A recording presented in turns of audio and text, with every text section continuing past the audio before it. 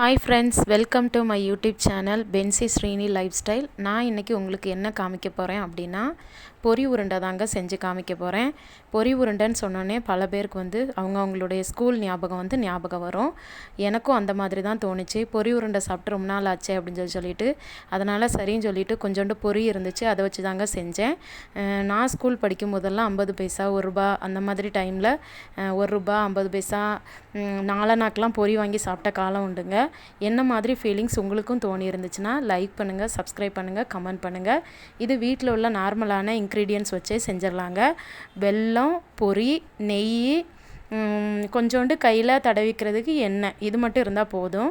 பொரியை லைட்டாக வானலில் போட்டு சூடு பண்ணிவிட்டு வெல்லத்தை கம்பி பதம் காய்ச்சிட்டு அதுக்கப்புறம் பொரியை அதுக்குள்ளே போட்டுட்டு கொஞ்சம் நெய் ஊற்றிட்டு கை சூடு பொறுக்கிற டைமில் கடகடன்னு உருண்டை பிடிச்சிடணுங்க. வேறு ஒன்றும் இதில் ஸ்பெஷலாக ரொம்ப கஷ்டப்பட்டு செய்ய வேண்டிய விஷயம் எதுவுமே இல்லைங்க. அந்த மாதிரி செஞ்சுட்டு அதுக்கப்புறம் ஈவினிங் டைமில் ஒரு ஸ்நாக்ஸ் மாதிரி நம்ம எடுத்துக்கிட்டோம்னா நல்லாயிருக்கும். எப்போனாலும் செஞ்சு கொடுக்கலாம். நம்ம வீட்டில் நம்ம இஷ்டத்துக்கு தான் நம்ம செஞ்சு கொடுக்க போகிறோம். இது ரொம்ப ஈஸியான ரெசிபி. இதுக்காக நம்ம கடையில் தேடி அலைய வேண்டிய அவசியம் இல்லை. நான் செஞ்ச இந்த பொரி உருண்டை உங்களுக்கு பிடிச்சிருந்துச்சுன்னா லைக் பண்ணுங்கள், சப்ஸ்கிரைப் பண்ணுங்கள், கமெண்ட் பண்ணுங்கள். Thank you friends.